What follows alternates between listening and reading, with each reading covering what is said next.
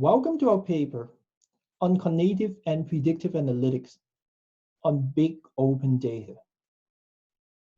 This is the work that's done at the University of Manitoba, Canada.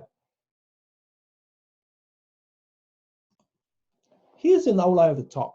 We'll start with introductions and then give our motivation of this work. Then we describe our cognitive and predictive analytics approach on big open data. We focus on data collection, data preprocessing, as well as data analysis and mining. Then we present the evaluations results on the real-life big open transportation data on New York City taxi trip records. Then finally, we draw our conclusion.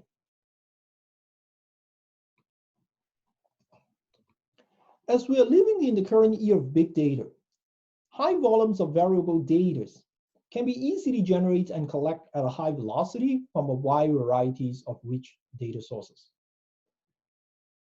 And in recent years, the idea and the initiative of open data has become popular.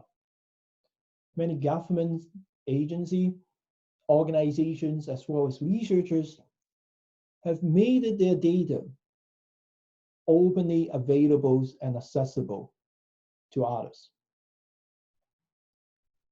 And examples of the big open data include the transportation data, such as the on-time performance data of bus, or the streetcars, or the metro subway, the delay data that we have examined in other studies, as well as the taxi trips records that we focus in this paper. Note that this embedded in the big open data is implicit, previous unknown, and potentially useful information and knowledge that can be discovered by data mining algorithm for social goods. To elaborate a bit, when analyzing and mining big open transportation data, for instance, looking at the on-time bus performance, as well as the delay of bus, they would help us as the city planners or the decision maker a better understanding of the rider's patterns as well as the rider need. For instance, any particular part of the city actually that requires more bus service, or any that at a particular times of the day it's needed, so that there's the appropriate action, like there's more buses can be provided to serve our citizens better. And similarly, when analyzers and mining the open data on the taxi trip record, we can find similar information about the demand and the supply of the taxi at a certain times or certain locations in the city, so that the decision maker can make the appropriate decision.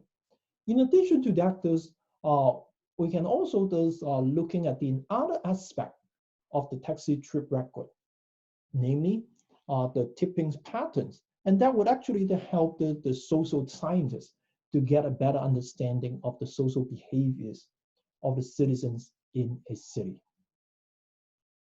And this motivates our work. So our cognitive and predictive analytics approaches on big open data consists of 3 key steps, namely data collection, data preprocessing, and data analysis and mining. And we will describe these the key steps in more details. So the first key step is data collections and data understanding. So when given that in the current year of big data, there are large amount of data that are available from a wide variety of data sources. So we needed to determine okay, where and what type of data that we would like this to collect. And then we look at that based on some criteria like the availabilities of data, and also the any restrictions on this way in which the data was collected. For instance, when we're talking about the New York City taxi trip records, we know that the yellow taxi trip record is available from 2009, whereas the alternative such as the green taxi records only available from mid-2013. The for hire vehicle this record is only available this from 2015. And Uber and the Lyft trip records is only available from early 2019. Moreover, both the for hire vehicle as well as the Uber and Lyft trip record, it doesn't actually capture the tips amount. And for the green taxi trip record, although it captured the tips amount, but the green taxis turn out to be more restrictive in terms of the pickup location. So as such, so among the 4 choices of the trip record, we focuses on the yellow taxi trip record for the New York City. So once we determine this, okay, what data that we collect, then we talk about this, what features from those data that are important. So we look at that as the New York City, this yellow taxi trip record. It captured the vendor ID, the pickup time, location, the drop-off time and location, and then date, time, and location. And notice that this, when we're talking about location, because this for to preserve the privacy of the rider, it actually captured the location zone instead of the actual location. In addition, it also captures the number of passengers, the trip distance, the rate code, and the method of payment. For example, whether they're paying in cash or by credit card, the fare amount, any additional charges such as surcharges, taxes, and toll. And of course, given that in this paper, we wanted to examine the tipping patterns, so we need this interested in the tips amount. Once those data are gathered, then the next step is to preprocess them, and then we run the samples data by using the random sampling, clean the data, look for any inconsistency, then try to derive this more general features. For example, instead of looking at the pickup of a drop-off date, we try to derive the month, the date of the week, as well as the date of the month from that information. And similarly, instead of looking at this particular time, we actually derive and generalizes the time interval of when the transactions occur. And also instead of capturing this the absolute tax amount, the tips amount, we derive this and then wanted to find out what would be the tips percentage. So once the data are preprocessed, then we will be able to obtain a total of 14 important features, which include the pickup month, the day of the week, day of the month, time period, and location zone, and then the drop-off month, day of the week, day of the month, time period, and location zone, for a total of 10 features, which together with the other 4 features, including the number of passengers, trip distance, payment types, and tips percentage, and it would enable us to find the interesting patterns from the data. Then we apply this the key steps, namely the data analysis and mining. In particular, we apply this frequent pattern mining, associations rule mining, as well as associative classification. For frequent pattern mining, we find that the frequently occurring patterns in the form of attribute value pairs. For example, as a preview, when analyzing the New York City yellow taxi the trip records, we find that for the attribute tips percentage, the 20% does occur very frequently, which indicating that the 20% tips is very common in the data set. And we are not confined to just a single attribute value pairs. We can actually find a set of frequently occurring attribute value pairs. For example, we find that the rider who making those short trips at late night also does occur very frequently with less than 20% tips. Based on those the frequent patterns, we can actually form the associations rule that reveals the associations or relationships among these pairs. For example, we find that for the rider who make the short distance on weekend morning tends more likely to actually give tips of less than 20%. And these kind of the associations, the rule can be used for associative classifications to predict the factor that contributing to some interesting consequences, such as the generous tips. We find that riders who ride the taxi in the months of October are more likely to give a high tips of more than 50%.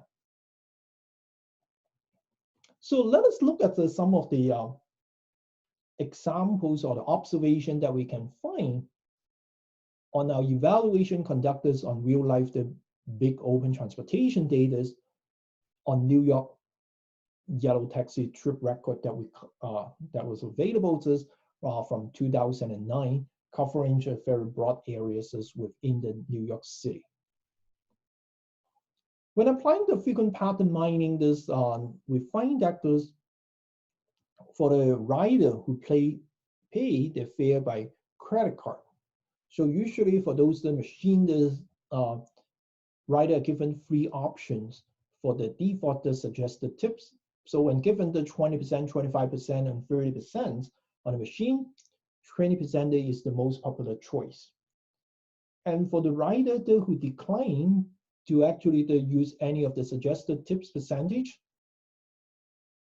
they can actually enter the tips amount, and then with that, less than 20% is the popular choice for the customer enter tips.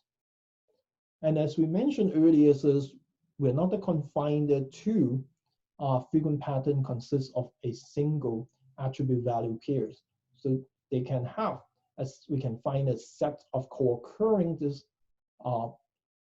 attribute value pairs. For example, we find that there's riders who make short trips on late night occur frequently with a less than 20% tips.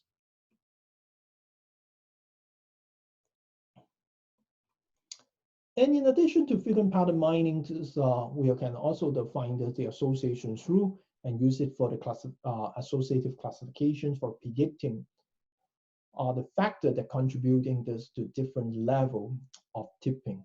For example, there's some interesting patterns, including this rider who make the short trips on late light, as well as the rider who make the short trips on weekend morning. In both cases, they tend to give a tips less than 20%. Whereas the riders who take a taxi in the month of October tends to give a very high tips. For the others, the 11 month, especially in the month of March, May, and December, rider making short trips on early night also does have a higher likelihood of giving this more than 50% tips. And in addition to those temporal basis associations rule, talking about this whether it's weekend, late night, or the month of October, we also look at the spatial attribute. Then we find that in the areas of Queens, the 2 possible pickup locations are the 2 airports in Queens, namely the LaGuardia Airport and the John F. Kennedy Airport. And similarly, when the rider will drop off this in LaGuardia Airport, they tend to give this tips of more than 30%. In addition to look at the areas of Queens, we also look at the areas of Manhattan. So we find that the customers got to pick up this from Upper West Side North, and the Yorkville West tends to give this tips less than 20%. And which is interesting in the sense that there's both location zone are actually 2 of the more wealthiest areas within the Manhattan. But of course, tipping is voluntary. There may not necessarily be a strong director's dependency of the wealth of the people in that areas and their tips. But it is very interesting that to find out, to observe that. And then the other interesting the patterns is that those, okay, the customer, those who pick up those from Times Square, tends to give a very generous tips of more than 50%. Whereas for the drop off those locations, and it is interesting that to find that those when the passenger was got dropped off this at the Pennsylvania station, the tips tends to be less than 5%, which is actually quite an interesting observation in the sense that earlier when we're talking about this, the customer who got dropped off this from LaGuardia's airport, they tend to give a tips of more than 20%, whereas when the customer using a different means of transportation, namely using a train rather than the plane, the tips percentage actually does drop it to less than 5%. And there are many others results in terms of the frequent patterns, association through, and associative classification through that is available in the paper. For the interest of time, let's move on to the next slide. So in conclusion, our cognitive and predictive analytics approaches on big data collects the data, preprocess the data, mine the frequent patterns, form the associative classification through that could help us to predict the generosities of tips. And our approaches also take into account of the trade-off between the computation and explainability. In terms of future work, as we mentioned earlier, tipping is a volunteer actions, and there may be other factors that will affect this, the tipping's behavior, may not necessarily just the temporal, some of the temporal and the spatial factors, attributes that we look at. We will also want to incorporate additional information such as the road conditions. When this customer is stuck in the traffic, they may not be happy. And then the equipment conditions, for example, whether it is well maintained or poorly maintained vehicle. And how about the driver rating? And then rider may tend to tips more for a friendly driver. In addition to that, we would like this to apply it to transfer learning, to transfer the knowledge that we learned from the cognitive and predictive analytics on the big open data on the New York City yellow taxi, the trip records, to some others data on the other cities as well as some other services. For more information, please refer to our paper. If you have any question, please feel free to contact us at the email address that's shown here. Thank you.